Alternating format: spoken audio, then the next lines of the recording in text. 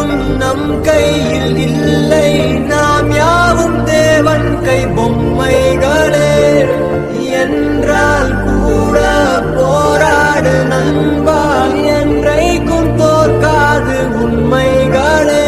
Strain போல்ட்டை போட்டில்லாமல் ஓடு, gold தேடி வரும். உங்கள் வாழ்வு ஒலிம்பிக்கை போலே வேர்வை வெற்றி தரும். நாங்கள் ரிஷியும் இல்லை, ஓர் ருஷியில் சொன்னோம். Meet your new ACP, Adityan IPS.